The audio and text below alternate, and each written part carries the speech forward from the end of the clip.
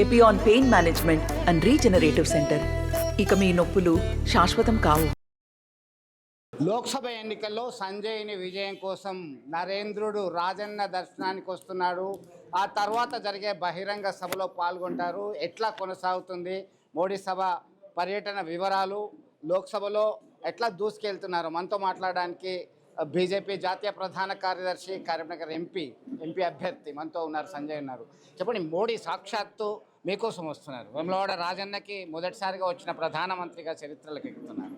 ఎట్లా చూడొచ్చు అంటారు, మీరు ఎట్లా ఫీల్ అవుతారు? గతంలో ఏ పార్టీలు కూడా వేములవాడకు స్వామివారి దర్శనానికి ప్రధానమంత్రి తీసుకొచ్చే ప్రయత్నం ఎవరు చేయలేదు. వాళ్ళు మేము బాగుండాలి, మా కుటుంబం బాగుండాలని చెప్పి కోరుకున్నారు తప్ప ఇటువంటి ప్రయత్నం చేయలేదు. కానీ ఇవాళ ఎన్నికల ప్రచారంలో భాగంగా వాళ్ళ మోడీ గారు చాలా బిజీ షెడ్యూల్ ఉన్నప్పుడు కూడా మేము పర్సనల్గా రిక్వెస్ట్ చేసినాం, స్వామివారి ఆశీర్వాదం మీకు ఉండాలి సార్, దక్షిణ కాశీది చాలా పవర్ఫుల్ టెంపుల్, మీరు వచ్చి దర్శనం చేసుకోవాలి, ఇక్కడ మా కార్యకర్తలకు మార్గదర్శనం చేయాలని చెప్పిన తర్వాత తప్పకుండా వస్తానని చెప్పి రేపు ఉదయం 8వ తారీఖు నాడు ఉదయం 8 గంటలకే వారు స్వామివారి దర్శనం చేసుకొని వేములవాడలో అక్కడి నుంచి బాలనగర్ కోర్టు గ్రౌండ్లో జరిగే బహిరంగ సభలో పాల్గొంటున్నారు. కాబట్టి ఎండాకాలం అన్ని ఏర్పాట్లు చేస్తాం, వాటర్ ఫెసిలిటీ కానీ కూలర్స్ కానీ అన్ని ఏర్పాట్లు మేము చేస్తాను. పెద్ద ఎత్తున కార్యకర్తలు ప్రజలు స్వచ్ఛందంగా వచ్చే అవకాశాన్ని బట్టి ఆ స్థాయిలో ఏర్పాట్లు చేస్తా ఉన్నాం. చేరికలు కొనసాగుతున్నాయి ఒకవైపు, మరొక వైపు మీరు సభలు బహిరంగ సమావేశాల్లో పాల్గొంటూ షెడ్యూల్ అంతా కూడా బిజీగా గడుపుతున్నారు. లోక్సభకి ఎన్నికలకి చాలా దగ్గర సమయం ఉంది. ఎట్లా కోఆర్డినేట్ చేస్తున్నారు? తప్పకుండా అనేక మంది మాకు అనుభవం ఉన్న కార్యకర్తలు తెలంగాణ రాష్ట్రంలో ఎక్కడ ఎన్నికలు ఉన్నా చాలామంది ఇక్కడి నుంచి పోయి సమయం ఇచ్చి పనిచేసిన వాళ్ళు, కాబట్టి వాళ్ళకి అనుభవం ఉంది. ప్లస్ మా కార్యకర్తలకు కష్టపడేటువంటి మన ఆలోచన ఉంది, అనుభవం ఉంది. కాబట్టి కార్యకర్తలందరూ పోలింగ్ బూత్ల వారిగా మాకు ఆల్రెడీ కమిటీస్ ఉన్నాయి. కాబట్టి ప్రతి ఇంటికి కనీసం 6 సార్లు తిరగాలని చెప్పి మొదటిని ప్లాన్ చేసుకున్నాం. కాబట్టి ఇలా మొదటి నుంచి కూడా ఇప్పటికీ 3 సార్లు పూర్తయింది. ఇంకా 2 సార్లు మేము ప్రతి ఇంటికి తిరగాలని చెప్పి ప్రయత్నం చేస్తున్నాం. రేపు మోడీ గారి బహిరంగ సభ తర్వాత కూడా తిరిగే ప్రయత్నం చేస్తున్నాం. అంటే మేము చేసినటువంటి అభివృద్ధి, మోడీ గారిని ఎందుకు ప్రధానమంత్రి చేయాలి, ఇలా మాకు ఎందుకు ఓటేయాలి అనేటువంటి ఆలోచనతో ఇలా తిరిగే ప్రయత్నం చేస్తున్నాం. కాబట్టి ప్రజల నుంచి మంచి స్పందన ఉన్నది. ప్రజలందరూ కోరుకునేది మోడీ గారు ప్రధానమంత్రి కావాల్సిందే, చేసి తీరాల్సిందే అని చెప్పి ప్రజలు ఆలోచిస్తున్నారు. కాబట్టి వాళ్ళ ప్రజలు మాకు పూర్తి మద్దతు చెప్తున్నారు. వాళ్ళ ఆశీర్వాదంతో తప్పకుండా భారీ మెజార్టీతో గెలుతామన్న నమ్మకం మాకు ఏర్పడింది. కరీంనగర్ లోక్సభ పరిధిలో మీ ప్రత్యర్థిగా ఉన్న కాంగ్రెస్ అభ్యర్థి గత ఎన్నికల సమయంలో తాలిబొట్టు అమ్మి నేను నామినేషన్ వేసిన అన్నటువంటి సంజయ్ కుమార్కి 1000 కోట్ల ఆస్తులు ఎక్కడి అని ఆరోపణలు చేస్తున్నాను. ఆయనకు సిగ్గు లజ్జ ఉంటే రావాలి, ఆయన ఉంటే రావాలి. ఇష్టమైన ఆరోపణలు చేస్తే ప్రజలు ఉరికిచ్చి కొడతారు. ఇన్ని రోజులు ఏడో వీకెండు మరి నీ ప్రభుత్వం ఉంది కదా, విచారణ చేయి నీ దమ్ముంటే, లేకుంటే నాకు చేత కాదు, నన్ను ఇట్నే అప్పుడప్పుడు మొరుగుతా అని జోకర్ లెక్క చూస్తారు కదా. కాంగ్రెస్ పార్టీ అభ్యర్థిని జోకర్ లెక్క చూస్తున్నారు. ఆయన మహిళల గురించి మాట్లాడితే నాకు 3 పిల్లలు, 3 మహిళలే, నాకు మా భార్య మహిళనే, మా అన్న బిడ్డలు మహిళలు గిదా. అసలు నువ్వేం చేసినావు చెప్పరాదు. ఇప్పుడు నా మీద ఆరోపణ చేసినావు, నువ్వు విచారణ చేయి. మీరు కూడా ఒక ప్రకటన చేసిండు, సిబిఐ విచారణకి అంటే నేనేమంటున్నా అంటే, ఎవరు ఆరోపణ చేసినా కూడా, ఈ ఫాల్స్ ఆరోపణలు ఎవరు చేసినా కూడా మీరు సిబిఐకి లెక్క రాయండి, నేను కూడా వస్తా. లేకుంటే ఇక్కడ మీ ప్రభుత్వం ఉంది కదా, సిట్టింగ్ జడ్జికి లెక్క రాయండి, విచారణ జరపండి. ఎవరోడు అక్రమంగా సంపాదించాడు, ఎవరు ఆస్తుపాస్తులు ఏంది, ఎవరి బినామీ ఆస్తులు ఏంది, అన్నిటికీ మీరు సిద్ధమైతే రండి మీరు, లేకుంటే అన్నీ మూసుకొని ఇంట్లో వండాలి. అసలు నీకు ఎందుకు కొట్టాలి చెప్పాలి, కాంగ్రెస్ పార్టీ నీకు ఎందుకు కొట్టాలి? నువ్వు ఎవరు అసలు కౌన్ కిస్కా కానీ నీకు ఎందుకు కొట్టాలి? నిన్ను ఎవరైనా గుర్తుపడతారా? టవర్ సర్కిల్లో పడితే నిన్ను ఎవరైనా ఒక్కరైనా కనీసం గుర్తుపడతారా? అక్కడ ఒక ఆటో కార్మికుడు గుర్తుపడతాడా, ఒక రిక్షా కార్మికుడు గుర్తుపడతాడా, ఒక షాప్ వ్యాపారస్తుడు గుర్తుపడతాడా, ఒక కస్టమర్ గుర్తుపడతాడా? నేను ఎవరు గుర్తుపడతారు? నేను ఎవరు గుర్తుపడ్డారు? నువ్వు కరీంనగర్ గురించి ఈరోజు ఈరోజు పట్టించుకోలే. ఒక ఉద్యమం చేసినోని కాదు, ఎన్నికలప్పుడు వర్షం పడితే ఉసిరిలు వచ్చినట్టు అప్పుడప్పుడు అంతమంది ఎప్పుడూ వచ్చినట, ఎన్నికలప్పుడుతో టక్కన నామినేషన్ వేస్తాడు, పీక్తారు అయిపోయి మళ్ళీ ఆడియా. అంటే దానికోసమా ప్రజలు ఓట్లేసేది? నువ్వు సంపాదించిన ఆస్తులు వచ్చి ఎన్నికలు ఖర్చు పెడతారా నీకు ఓట్లేసేది? మళ్ళీ చేస్తున్నావు, మళ్ళీ కోట్ల రూపాయలు ఖర్చు పెట్టి గెలవాలని ప్రయత్నం. నీది 3వ ప్లేస్ రాసి పెట్టుకునేది, నీది 3వ ప్లేసు. 2వ ప్లేస్ కోసం మీరు ఇద్దరు కొట్లాడుతున్నారు. కానీ నీకు ఎందుకు కొట్టేస్తారు? నేను ఎన్ని కేసులు ఉన్నాయి చెప్పరాదు? ప్రజలకు సమస్యలు కొట్లాడే కేసులు ఎన్ని మీద నువ్వు ఎన్నిసార్లు చేరుకొని చెప్పరాదు? సరే వేరే కేసులో వేరే వస్తున్నా తెలియదు. మరి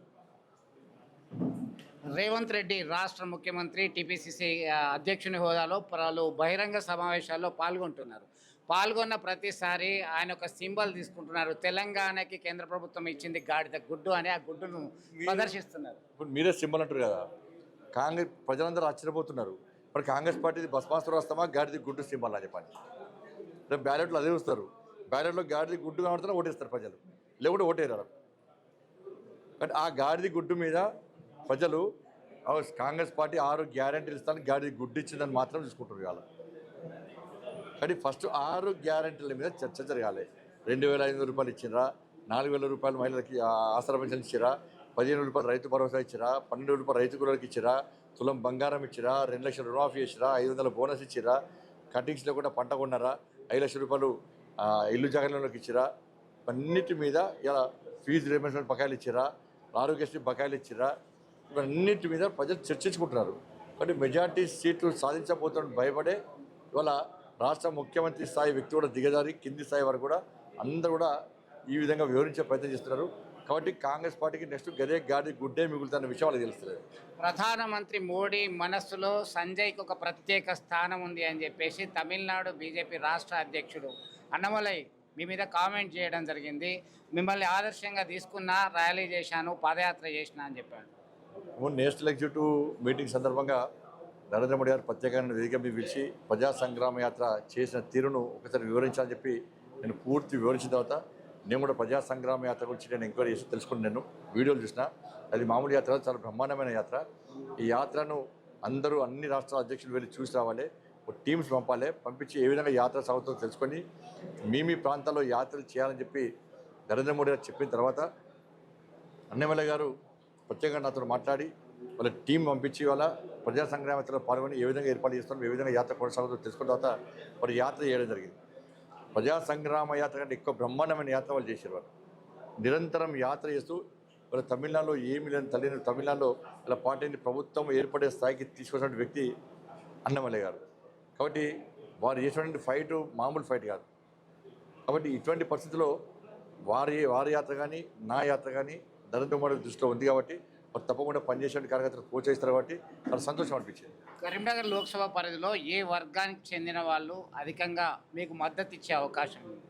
అది ఈ వర్గము ఆ వర్గం అని లేదు, అన్ని వర్గాలు యువకులు కానీ, మహిళలు కానీ, రైతులు కానీ, ఉద్యోగ ఉపాధ్యాయులు కానీ, కార్మికులు కానీ, వాళ్ళ చిన్న పెద్ద ముసలి ముత్క తేడా లేకుండా అందరూ కూడా వాళ్ళ నరేంద్ర మోడీ గారిని ప్రధానమంత్రి చేయాలి, కరీంనగర్లో బండి సంజయ్ని ఎంపీ గెలిపించాలని చెప్పి ఆలోచిస్తున్నారు. ఇంకెప్పుడు వస్తుంది 13వ తారీఖు, ఎప్పుడు మేము పువ్వు గుర్తు మీద ఓటేయాలని చెప్పి ఎదురు చూసే పరిస్థితి ఇవాళ కరీంనగర్ పార్లమెంట్లో ఉంది. అన్ని జెండాలు పక్కబెట్టారు. బండి సంజయ్ని గెలిపించడమే ఎజెండా, నరేంద్ర మోడీ గారిని ప్రధానమంత్రి చేయడమే ఎజెండాగా ప్రజలందరూ కూడా ముందుకు వస్తారు.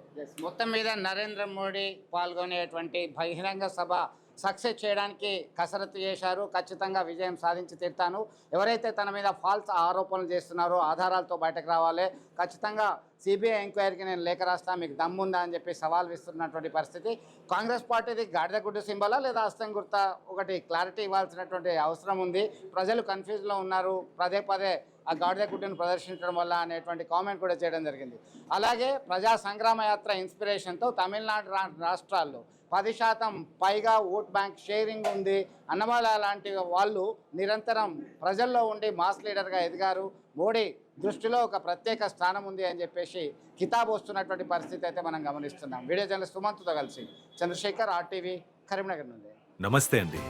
ఇది వ్యాపారం గురించి కాదు, ఓటు గురించి. ఎన్నికల్లో ఓటు వేయడం మన హక్కు మాత్రమే కాదు, కర్తవ్యం. ఎంతో మంది మహా నేతలు శ్రమించి ప్రాణత్యాగం చేసి ఈ అవకాశాన్ని మనకిప్పించారు. అందరూ ఓటు వేద్దాం. ఎందుకంటే ఓటు హక్కు ఊరికే రాదు. నా ఓటు ఎవరికో తెలుసా? అది సీక్రెట్ అండి.